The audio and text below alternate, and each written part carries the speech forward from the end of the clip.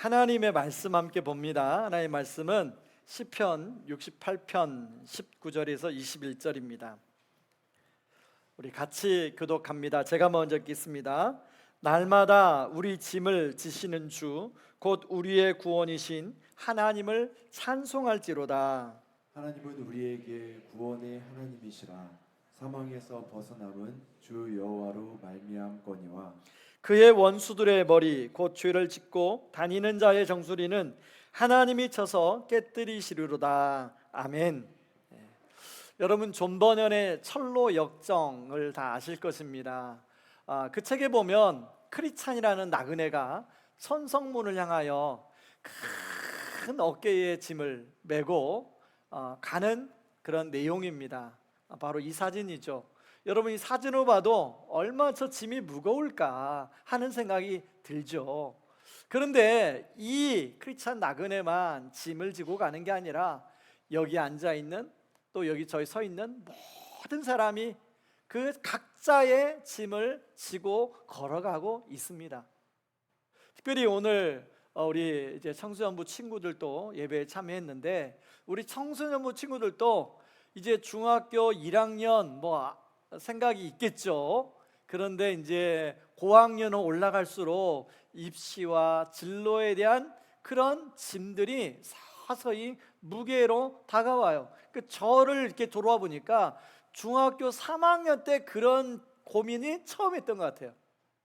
친구들은 다 도시로 학교를 가는데 이제 집안 형편상 그 도시로 학교 가지 못해서 그 시골 학교에 이제 고등학교로 진학을 해야 되는 그게 너무너무 힘들고 나도 도시 가서 공부하고 싶은데 그런 고민이 처음 있었던 게 그때가 아닌가 생각이 듭니다. 여러분 이 시간에 한번 서로에게 우리 피차 인생의 짐을 각자 지고 가는데 한번 이렇게 위로하고 격려했으면 좋겠습니다. 참 짐을 지느라 수고가 많으십니다.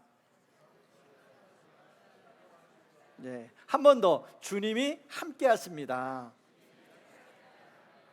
저는 오늘 이런 주제를 가지고 한 세 가지 여러분과 좀 나눠 보려고 합니다. 첫 번째는요, 누구나 피할 수 없는 인생의 무게가 있다는 것입니다.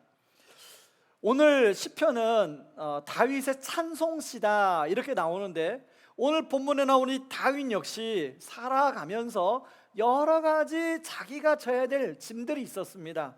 여러분 다윗은 2세의 막내 아들입니다. 보통 장남이 짐이 많고 막내는 좀 짐이 없고 이렇게 생각하는데 다윗은 상황적으로 막내였지만 그 집안의 모든 짐을 다윗이 져야만 했습니다. 다윗이 사울에게 쫓겨다니는 생활을 한 10여 년을 했는데요, 이 도망자 신세가 되니까 아버지와 형제들이 고향의 집에서 살 수가 없었습니다. 그래서 다윗이 있는 아둘람 굴에 오게 돼요.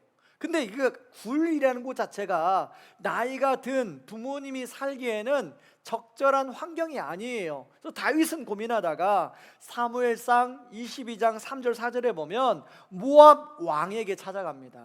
그래서 뭐라고 하냐면 우리 아버님 어머님이 연로하셔서 저랑 함께 다닐 수가 없습니다. 제가 도망자 신세인데 우리 아버지 어머니를 좀 부탁드려도 되겠습니까? 하는 그런 내용이 나와요. 여러분 그 장면을 한번 상상해 보면 다윗이 얼마나 고민이 되었으면 그 요단강 건너 옛날 모압하고 전투하고 전쟁하고 했던 적 아닙니까? 근데 그 적에 왕에게 부탁을 하고 있는 다윗의 모습을 본다는 거죠. 그런가 하면 지금 도망자 신세이니까 자기 몸 하나 추스르기도 힘든데 아둘람 굴에 다윗이 숨었다는 얘기를 듣고 전국에서 400명의 사람들이 다윗에게 몰려들었어요. 근데 이 사람들이 그냥 정상적인 사람들이 아닙니다. 22장 2절에 보니까 환난당한 모든 자, 빚진 모든 자, 마음이 원통한 자가 다 그에게 모여들었더라 이렇게 나옵니다. 사실 삶에 아무런 무게가 없는 그런 사람도 한 사람 돌보는 게 쉽지 않습니다. 그런데 이런 상처를 받고 저런 아픔이 있는 사람들을, 그것도 400명을 함께 데리고 산다는 건 만만치가 않아요. 여러분 한번 상상해 보세요. 춥고 어두운 동굴이에요. 내 몸 하나 숨기기도 참 힘든데 여기 저기서 불만을 토로하고 그리고 자기 상처를 쏟아내고 또 그렇게 아픔 있는 사람들끼리는 막 서로 모아놓으면 서로 또 어려움이 생기거든요. 그걸 또 다윗이 수습을 해야 되는데 정말 얼마나 다윗의 짐이 무겁겠어요. 그런데 아둘람 한 곳에서만 다윗이 지냈던 게 아니라 그 도망 계속 장소를 옮겨 다니며 도망을 다녀야 되는 상황이었습니다. 근데 저는요, 다윗이 이렇게 도망자 신세일 때도 인생의 짐이 무거웠겠지만 왕이 되었을 때, 아마 왕이 되기 전까지는 왕만 되면 좋겠다, 저 사울만 없었으면 좋겠다. 근데 막상 왕이 되어보니 북이스라엘의 사람들, 남유다의 백성들 모두 다윗이 책임을 져야만 했어요. 여러분, 한 인생도 얼마나 변수가 많습니까? 인생은 상수가 아니라 변수예요. 그런데 나라는 얼마나 변수가 많을까요? 다윗이 그런 나라를 이끌면서 많은 인생의 무게가 있었을 거예요. 근데 다윗뿐만이 아니죠. 성경에 나오는 모세를 한번 우리 생각해 볼까요? 모세 출애굽을 하면서 200만 명을 데리고 광야 40년을 그렇게 가나안 땅을 향하여 갔어요. 모세가 정말 하나님 앞에서, 하나님, 제가 이 짐을 져야만 합니까? 너무 무겁습니다. 그런 기도를 많이 했던 걸 우린 성경에서 알 수 있어요. 여러분, 최근에 여러분 성경 통독에서 읽었던 예레미야는 뭐라고 해요? 나는 작은 아이라. 하나님, 나는 작은 아이여서 그런 하나님의 예언자 역할을 할 수 없습니다. 여러분, 예레미야가 어떤 상황에서 예언합니까? 지금 바벨론의 군대가 포위한 상황에 왕에게 가서 바벨론 왕하고 싸울 생각하지 말아라. 바벨론 왕의 결국은 포로가 될 것이다. 그러니까 항복해라. 여러분, 이건 역적 아니에요, 역적. 그런 메시지를 전하는 거예요. 그래서 오해받아 감옥에 갇히기도 하고 진흙구덩이에 갇히기도 하고, 그게 예레미야가 살았던 인생의 짐들이었어요. 그런데 여러분, 누구나 이런 인생의 짐들을 지고 살아간다는 거예요. 이번에 단기 선교에 가서 이제 그 단기 선교지는 남자 선교사님이 계시고 여자 선교사님이 계신데, 이 선교사님들이 거의 하는 일들이 여자 선교사님들이 훨씬 많은 것 같아요. 물론 뭐 남자 선교사 많으시지만, 그 정세미 선교사님과 잠깐 대화를 하는데, 우리가 태국으로 출발하기 전에 이분은 한국에 나와 있었던 거예요. 왜냐하면 94세 된 어머니가 이제 한국에 계시는데 최근에 고관절이 부러지셨대요. 그래서 지금 병원에서 수술한 지 10일밖에 안 됐다는 겁니다. 그래서 지금 이제 요양병원에 모시지도 못하고 어떤 병원에 모셨는데, 그 병원에 들어가는 비용하며 그리고 어머니가 누구 옆에를 간호를 받아야 되니까 본인이 옆에서, 어머니 옆에서 지키다가 우리 때문에 들어오게 됐다는 거예요. 그런데 몸은 여기 있는데 마음은 병원에 있어요. 마음은 어머니한테 있어요. 당연히 딸이니까 그러지 않겠어요? 아들들은 별로 없어요. 물론 여기 계시는 분들이 있겠지만 상대적이라는 것입니다. 웃고자 하는 얘기니까. 자, 이처럼 저는 얼마 전에 저희 어머니도 지금 요양원에 계시는데요, 어머니가 대상포진에 걸렸다는 얘기를 듣고 제가 월요일날 이제 전주에 내려가서 어머니를 모시고 피부과 진료를 받고 보니까 굉장히 심한 대상포진이. 근데 그런 상황이 얼마 전에 있었다 보니까 그 정세미 선교사님 말하는 말들이 너무나 공감이 되고 이해가 되는 거예요. 사랑하는 성도 여러분, 여러분도 아까 옆에 인사할 때 서로 웃으면서 인사했지만, 여러분 각자가 지금 지고 가는, 남들 모르는, 알지 못하는 여러분만의 짐이 있잖아요. 어떤 남편은 아내한테도 말하지 못하는 짐이 있어요. 어떤 아내는 남편에게도 말하지 못하는 짐이 있어요. 여러분, 우리 여기 자녀들 잘 들으세요. 여러분의 부모님들이 여러분이 공부하고 학원 가고 그걸 보내주고 하는 게 그 만만치 않은 거예요. 오늘 돌아가서 부모님께 꼭 감사하다고 전해주세요. 아셨죠?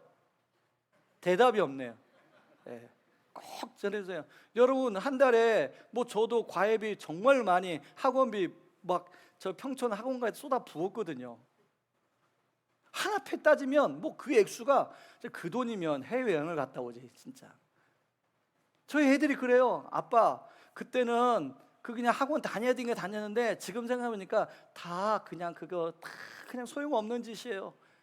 그냥 그때 그냥 놀면 되는데, 그런 말 있잖아요. 충분히 놀아야 사회생활을 잘한다. 자, 우리 이제 중고생 우리 청소년들에게 위로 받으라고 하는 거예요. 잘 놀아야 사회생활 잘합니다. 충분히. 아니면 어른 돼서 놀라고 하면 안 돼요.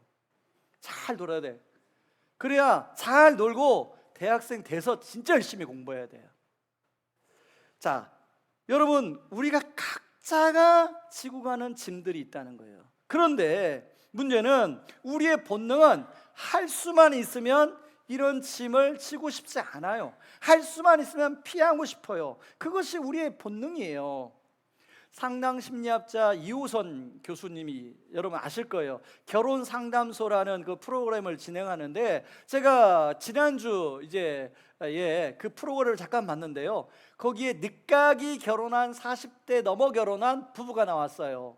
그래서 무슨 가지고 고민을 나왔냐면, 이제 원래 결혼할 때는 서로가 나이가 들었으니까 딩크족으로 결혼하지만 아이 없이, 아이 안 낳고 살기로 그렇게 결혼을 했습니다. 근데 살다 보니 옆집에 이제 주변에 보니까 아이를 키우는 게 너무나 부러운 거예요. 그래서 아내가 남편한테 아이를 갖고 싶었다고 얘기를 하는데 남편은 그걸 원치 않는 거예요. 그래서 이제 이 교수님이 남편한테 왜 그게 힘드냐, 어려움냐라고 물어보니까 자기가 46세더라고요, 남편이. 46세가 돼서 아이가 태어나면 그 아이가 20살이 되면 66세잖아요. 그러니까 그게 너무 무겁다는 거예요. 두렵다는 거예요. 그 아이를 잘 양육할 수가 없다는 거예요. 저는 그 말을 하는데 그 마음이 너무 이해가 되는 거예요. 저는 아들만 셋을 키웠잖아요. 이제 뭐 다 컸지만 정말 그러다 보니까 그 마음이 너무 이해가 잘 되더라고요. 사실 여러분, 우리 안에 다 이런 마음이 있지 않아요? 뭐 우리 인생의 짐에 대한 버겁고 무겁고 두려운 마음이 있지 않습니까? 그렇다면 이 피할 수 없는 인생의 무게를 어떻게 지고 가야 할까? 짐을 벗어버리자니 짐을 벗어버리려고 몸부림친다고 그게 되겠습니까? 그래서 두 번째, 우리의 시선을 짐에게서 하나님께로 옮겨야 한다는 거예요. 다윗의 위대함은요, 그 역시 무거운 인생의 짐이 있었지만 짐을 대하는 태도가 달랐습니다. 다윗은 춥고 어두운 아둘람굴에서, 도망자의 신세 속에서, 그리고 왕이 되었어도, 잘 나가는 왕이 되었어도 그가 놓치지 않은 것은 항상 하나님을 바라보고 하나님을 찬양했다는 거예요. 68편 3절에 보니까 이렇게 나와요. 의인은 기뻐하여 하나님 앞에서 뛰놀려 기뻐하고 즐거워할지어다. 4절은 이렇게 나옵니다. 하나님께 노래하며 그의 이름을 찬양하라. 여러분들 왜 성경을 안 보세요? 같이 보시기 바랍니다. 4절, 68편 4절. 하나님께 노래하여 그의 이름을 찬양하라. 하늘을 타고 광야에 행하시던 이를 위하여 대로를 수축하라. 그의 이름은 여호와이시니 그의 앞에서 뛰놀지어다.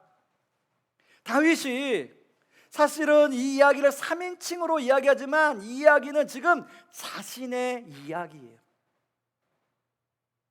그 짐들과 그 짐들이 억누르는 상황 속에서 마음을 빼앗길 수밖에 없지만 그가 놓치지 않을 것은 바로 살아계신 하나님을 바라보고 하나님께 의지하고 집중하더라는 겁니다.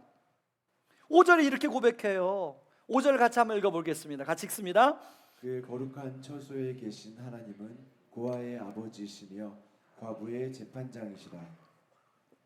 실제로 다윗은 고아가 아니었습니다.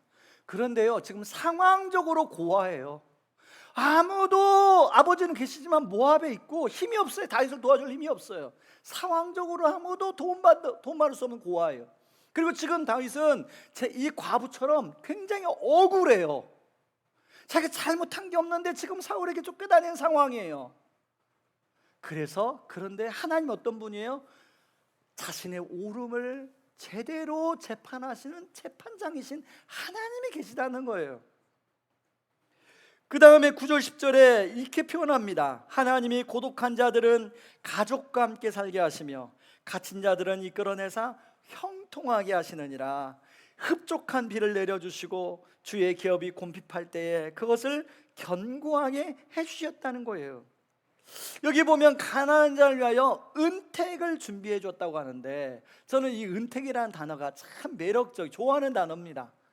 예전에 제가 아는 존경하는 목사님의 아들 이름이 은택이었어요. 그래서 여기서 따다가 은택을 지었다고 이제 은택에 대한 설명해 준 적이 있거든요. 제가 요 말이 정확히 어떤 말인가를 이제 다른 성경을 찾아보니까 공동번역 성경 10절에 보니까 이렇게 나와 있습니다. 당신의 식구들로 하여금 거기에 살게 하셨으니 하나님 당신의 어짐으로써 굶주린 자에게 먹을 것을 마련해 주셨습니다. 여러분, 다윗이 400명을 사람들을 데리고 그 사람들이 한 끼 먹을 음식 양만 해도 엄청났을 거예요. 그들이 먹는 물의 양만 해도 엄청났을 거예요. 다윗은 한 끼 지나면 그 다음 끼니는 어떻게 하지? 아마 걱정했을 거예요. 그런데 뭐라고 고백해요? 하나님이 은택을 입혀주셔서 그것들을 먹이시고 또 마시울 수 있도록 해주셨다는 거예요. 다윗은 이런 하나님을 19절에 무엇이라고 고백하나요? 19절에 같이 한번 읽어봅니다. 날마다 우리 짐을 져 주시는 주 곧 우리의 구원이신 하나님을 찬송할지로다. 한 번 더 읽습니다. 날마다 우리 짐을 져 주시는 주 곧 우리의 구원이신 하나님을 찬송할지로다. 저는 이 날마다라는 단어가 참 좋더라고요. 날마다는 어제 짐을 져주시고 오늘은 안 져주시는 주님이 아니라 어제도 져주시고 오늘도 져주시고 내일 또 우리 짐을 져주시는 주님이라는 거예요. 아니, 순간순간마다 우리의 짐을 져주시는 하나님이라는 거예요. 여러분, 오늘 수련회를 마치고 온 우리 청소년 친구들, 다윗은요 바로 여러분 나이 때 하나님을 인격적으로 만났어요. 제가 볼 땐 그런 것 같아요. 양을 치면서 거기서 하나님과 교제하면서 하나님의 살아계심을 경험하고 체험했어요. 그리고 평생 그게 자원이 되고 자산이 돼서 다윗은 하나님과 동행하며 살았던 사람이에요. 여러분, 우리 친구들도 나름대로 짐이 있잖아요. 친구들 관계 속에서 여러 가지 그 관계를 잘 갖고 싶은데 그렇게 쉽지 않게 되는 여러 가지 어려움들, 또 나름대로 좀 공부도 하고 싶은데 생각만큼 성적이 오르지 않는 것 때문에 그 고민도 있을 거고요. 나름대로 가정에서의 여러 가지 우리 청소년들만의 느끼는 그런 짐들이 있을 거예요. 그런데 우리 주님이 날마다 여러분들의 짐을 져주신다는 거예요. 아멘을 안 하시네. 그렇게 될 줄 믿습니다. 사실 우리가 믿음이 약해질 때는요, 내가 나의 짐을 져야만 될 것 같은 생각에 사로잡혀요. 그런데 그렇게 생각하면요, 그 짐이 너무 무거워서 그 무게에 눌려서 도저히 살아갈 수가 없어요. 저도 때로는 그럴 때가 있습니다. 오늘 성경이 분명히 말씀하세요. 내가 너의 짐을 날마다 져주실 거야. 그러니 너무 버거워하지 않아도 된단다 라고 주님이 말씀하고 계시는 거예요. 우리 주님은 바로 이 짐을 져주시기 위해서 하늘에만 계시지 않았습니다. 우리 주님은요 바로 우리가 살아가는 이 땅으로 내려오셨어요. 여러분, 오늘 18절 한번 보세요. 68편 18절에 보면 이렇게 나와요. 주께서 높은 곳으로 오르시며 사로잡은 자들을 취하시고 선물들을 사람들에게서 받으시며 반역자들로부터 받으시니 여호와 하나님이 그들과 함께 계시기 때문이로다. 자, 요 말씀을 바울이 에베소서 4장 8절에서 인용합니다. 그래서 에베소서 4장 9절에 뭐라고 하냐면, 그런데 그분이 올라가셨다고 하는 것은 먼저 그분이 땅의 낮은 곳으로 내려오셨다는 것을 말하는 것이 아니고 무엇이겠습니까? 바울이 얘기를 해요. 이 말은 뭐냐면 바로 우리가 믿는 하나님이, 우리가 믿는 예수님이, 성령님이 하늘에만 계신 게 아니라 이 땅에 내려오셔서 우리의 짐을 져주신다는 거예요. 이 세상에는 많은 종교들이 있습니다. 그리고 거기에는 신이 있어요. 그 신들은 하나같이 똑같이 얘기합니다. 너희들이 나를 섬기면 내가 너희를 축복해 줄게. 그런데 우리 하나님은, 우리 예수님은, 성령님은 거기서 달라요. 너희들이 나를 섬기면 너희들을 축복해 줄게가 아니에요. 너희들이 힘들지? 너희들이 힘든 걸 알고 내가 너희들에게로 내려갈게. 그리고 너의 짐을 내가 대신 져줄게. 그리고 너는 그냥 내 옆에 있기만 해 라고 이야기하고 있는 거예요. 여러분, 그야말로 예수님이야말로 진짜 신이라는 거예요. 참된 신이라는 것을 말씀해주고 있는 거예요. 그래서 그 예수님이 뭐라고 우리들한테 말씀하냐면, 세 번째 포인트인데요, 그 짐을 주께 맡기면 그게 짐이 아니라 사명이 된다는 거예요. 여러분, 예수님이 이 땅에 오셔서 사람들에게 무엇이라고 말씀하셨습니까? 마태복음 11장 28절 30절 같이 한번, 잘 아는 말씀이에요. 같이 한번 읽어봅니다. 수고하고 무거운 짐을 지은 모든 사람은 다 내게로 오라. 내가 너희를 쉬게 할 것이다. 나는 마음이 온유하고 겸손하니 너희는 내 멍에를 메고 내게서 배우라. 그러면 너희 영혼이 쉼을 얻을 것이다. 내 멍에는 매기 쉽고 내 짐은 가볍다. 예수님이 이 말씀을 하신 것은 그 당시에 농경 사회를 보고 비유로 말씀하신 건데요, 그 당시는 아기 소와 엄마 소가 밭을 함께 갈면서 아기 소는 엄마 소에게 밭 가는 법을 배웠어요.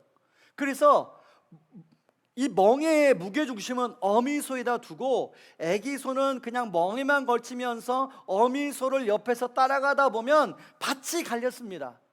바로 주님이 그것을 보시고 뭐라고 하냐면, 바로 내가 너희들의 어미 소라야.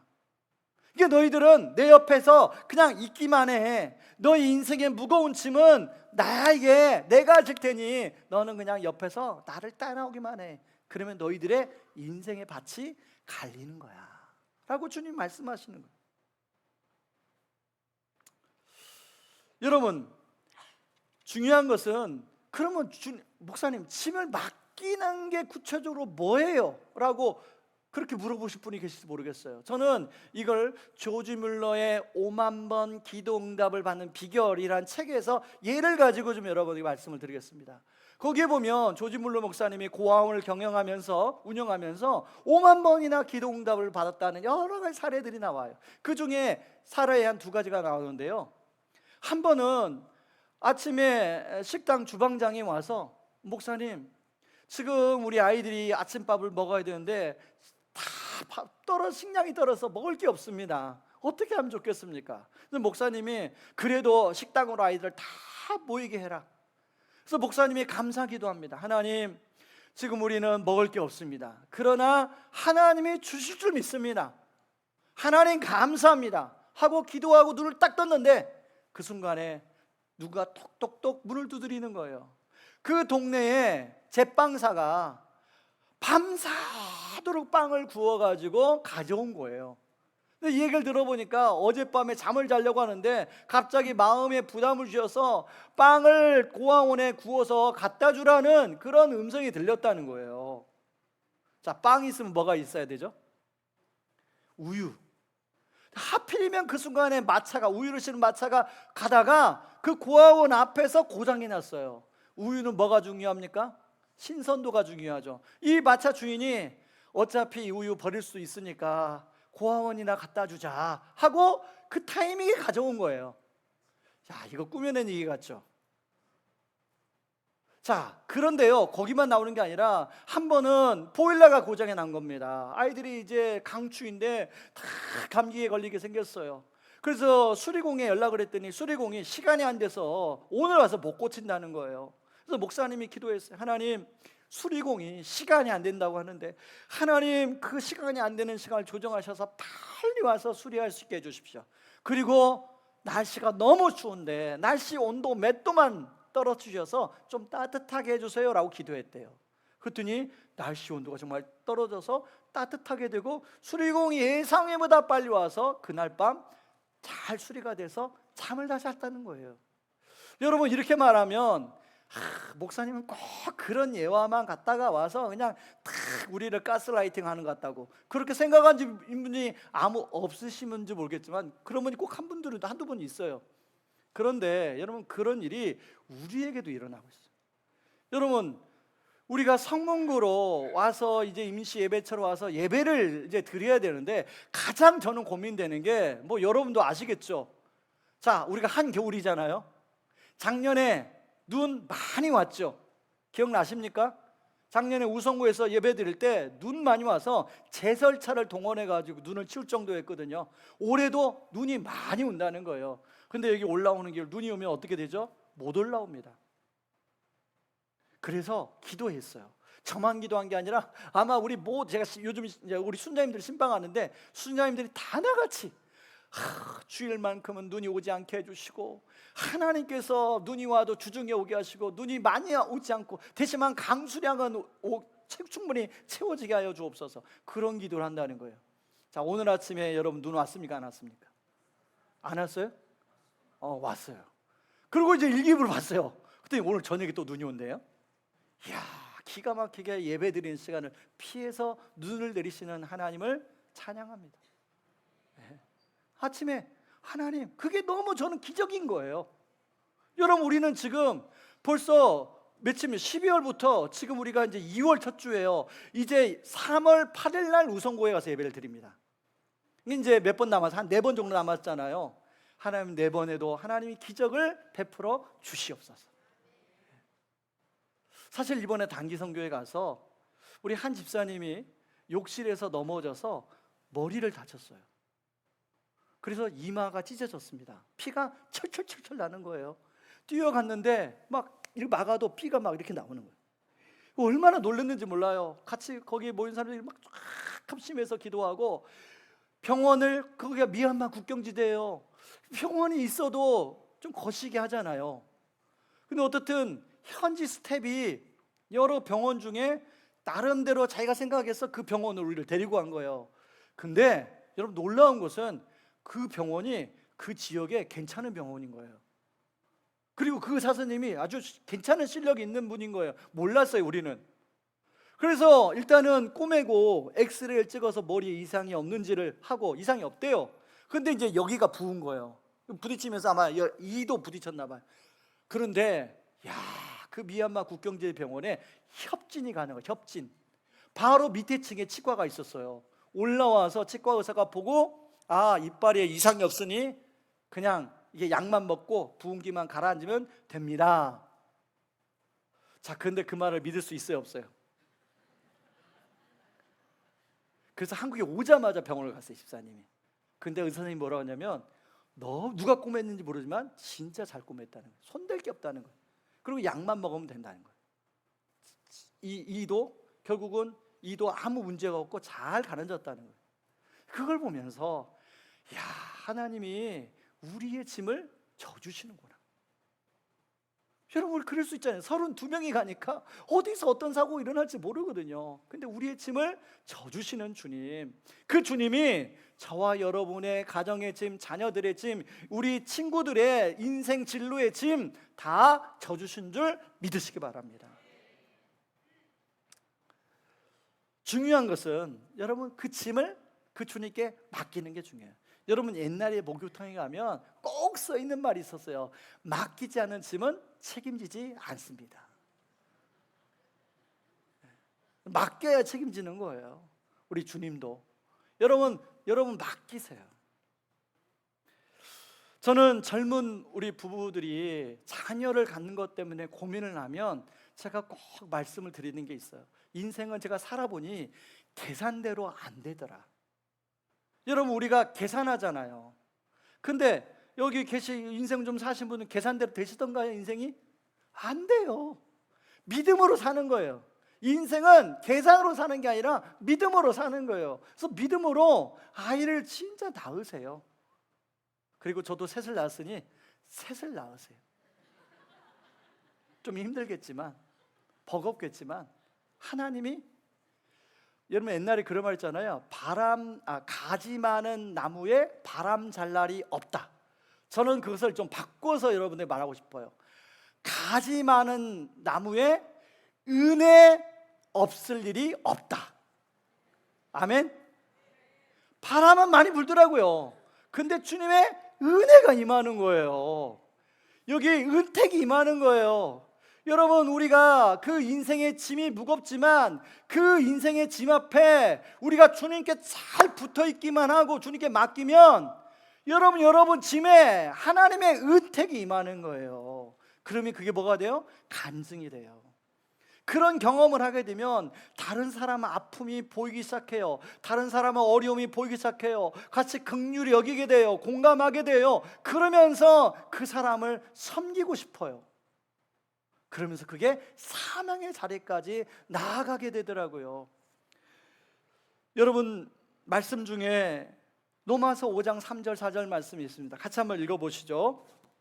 다만 이뿐만 아니라 우리가 환난 중에도 즐거워하나니 환난을 인내는 연단은 소망을 이루게 함이니라. 여러분, 짐을 지고 하다 보면 환난이 있습니다. 근데 어떻게 환난 중에도 즐거워할 수 있어요? 근데 이 환난이 인내를 만들어낸다는 거예요. 영어 성경에 보면 produce라는 단어를 사용해요. 그리고 그 인내는 연단을 produce 한다는 거예요. 생산해낸다는 거예요. 마치 공장의 과정처럼 A 과정을 마치면 B 과정이 되고 B 과정을 마치면 3공정이 되는 것처럼 이 공정 과정을 거쳐야 된다는 거예요.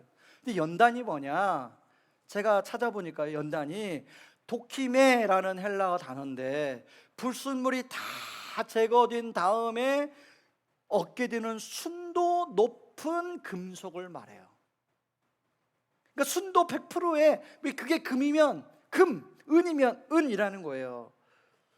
ESV 영어 성경에서는 이걸 뭐라고 번역하냐면 proven character라고 번역하고 있어요. 검증된 인격. 이 말하면 바로 이런 짐을 져가면서 주님이 우리를 빚어가시는 거예요. 주님 닮은 성품으로, 예수를 닮은 성품으로 빚어가시는 거예요. 원래 온기섭이라는 사람은 굉장히 이기적이고 자기중심적이고 자기만 하고, 그리고 다 똑같은 말이네요. 아무튼 그런 사람인데 주님이 빚어가시는 거예요. 주님이 빚어가시는 거예요. 주님 닮은 성품으로 빚어가시는 거예요. 그러면서 거기서 끝나지 않고 소망으로 나아가는 거예요. 사명으로 나아가는 거예요. 여러분, 사명이 있으면요 비전이 생겨요. 꿈을 꾸게 돼요.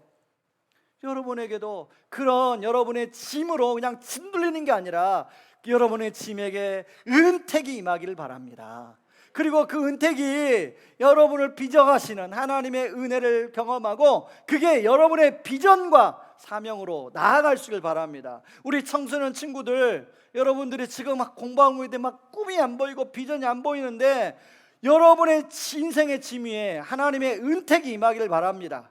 그래서 그것이 은택으로 끝나는 것이 아니라 여러분의 꿈이 되고 여러분의 비전이 되고 그렇게 가기를 원해요. 그래서 하나님 앞에 쓰임받는 인생 되기를 바랍니다. 말씀의 결론을 맺겠습니다. 우리가 예배당 문을 나서면 아직 해결되지 않은 현실의 무게와 짐들이 우리를 기다리고 있을지도 몰라요. 하지만 기억하십시오. 여러분은 혼자가 아니에요. 아까 말씀드린 어미소 되신 우리 주님이 여러분과 함께하고 있습니다. 여러분, 우리가 해야 할 일은 그 주님 위에 딱 붙어 있는 거예요. 그리고 우리가 해야 할 일은 그 주님께 날마다 내 짐을 져주시는 주님께 내 짐을 맡겨드리는 거예요. 그 짐 위에, 여러분의 짐 위에 하나님의 은택이 임하고 하나님의 은혜가 임하여 그리고 그것이 여러분의 비전과 꿈이 되어 나아가는 축복이 있기를 주님의 이름으로 축원합니다. 이 시간에 다 같이 일어나셔서 같이 우리 찬양하며 나갑니다. 날마다 숨 쉬는 순간마다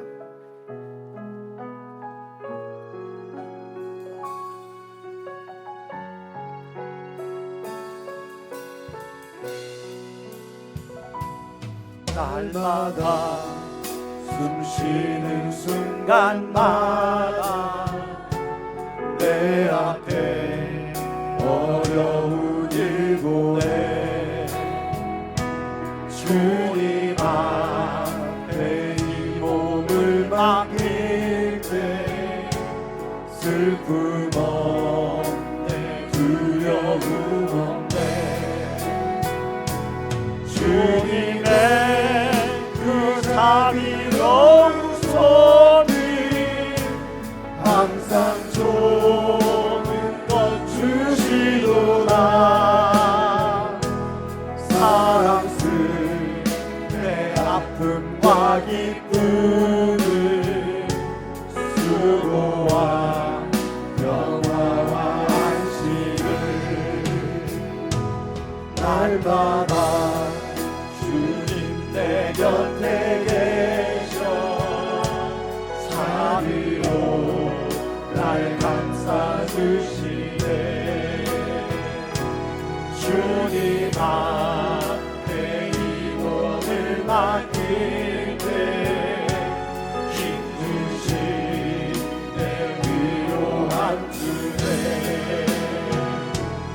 어린 나를 품에 안으시사 항상 평안함 주시도다. 내가 살아 숨을 쉬는 동안 살피신다 약속하셨네. 인생의 어려운 순간마다 주의 약속 생각해보네. 내 맘속에 믿음 잃지 않고 말씀 속에 위로를 얻네. 주님의 도우심 바라보며 모든 어려움 이기도다. 흘러가는 순간순간마다 주님 약속 새겨봅니다. 여러분은 지금 어떤 짐들이 여러분을 짓누르고 있습니까? 자녀에 대한 짐입니까? 아니면 어떤 경제적인 부분의 짐입니까? 아니면 어떤 관계로 인한 짐입니까? 아니면 부모님을 향한 짐입니까? 아니면 어떤 사역에 대한 짐입니까? 여러분, 그 짐을 여러분이 지고 있다는 것을 우리 주님은 알고 계신다는 거예요. 우리 주님이 바로 이 땅에 내려오셨어요. 그 짐을 대신 져주시기 위해서 이 땅에 내려오셨어요. 우리 어미수가 되어주겠다고 말씀하고 있습니다. 그러니 너는 내 옆에 붙어서 나랑 함께 그 인생길을 걸어가자 말씀합니다. 그리고 너의 짐, 무게중심을 나에게 다 옮겨라. 날마다 내가 너의 짐을 져주겠다 말씀합니다. 하나님, 우리의 짐들을 위해 주의 은택이 임하게 하여 주시옵소서. 하나님, 그래서 이 짐이 무거운 짐이 아니라 하나님의 비전과 사명으로 나아가는 통로로 사용하여 주시옵소서. 우리 같이 한번 기도하며 나아갑니다. 기도하겠습니다. 고마우신 하나님 아버지, 고맙고 감사합니다. 하나님 아버지, 우리 인생에 아버지 저마다 져야 될 아버지 짐들이 있는데 때로는 아버지 그 짐들이 아버지 무거워, 아버지 벅찰 때도 있고 버거울 때도 있습니다. 아버지, 그러나 그걸 아시고 아버지 우리 주님은 아버지 이 땅에 내려와 아버지 우리 짐을 져주신다 말씀합니다. 아버지 우리 짐을 날마다 져주시는 주님, 우리가 하나님을 찬양합니다. 하나님 아버지, 다윗의 그 인생의 짐을 져주신 주님, 아버지 우리의 짐을 져주시옵소서. 아버지 하나님, 우리의 부르심을 주님께 맡기기 원합니다. 아버지 하나님, 목회의 짐 영심을 주님께 맡깁니다. 아버지 자녀들의 양육에 대한 짐도 맡깁니다.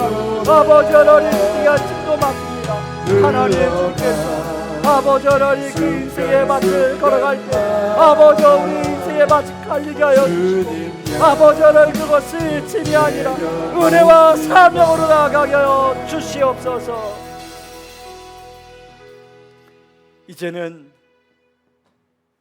우리의 가장 무거운 죄짐을 십자가에서 대신 지시고 지금도 우리와 변함없이 함께 하시는 우리 주 예수 그리스도의 은혜와 고아와 과부의 아버지가 되셔서 날마다 우리 짐을 당신의 어깨로 받아주시는 하나님 아버지의 크신 사랑과 지친 우리를 안아주시고 다시 일어설 힘을 주시는 성령님의 위로하심이 등 뒤에 짐을 주님께 맡기고 이제 가벼운 어깨로 세상 속으로 진행하는 나아가는 모든 성도님들의 삶 위에 지금부터 영원토록 함께 계시기를 주님의 이름으로 축원하옵나이다. 아멘.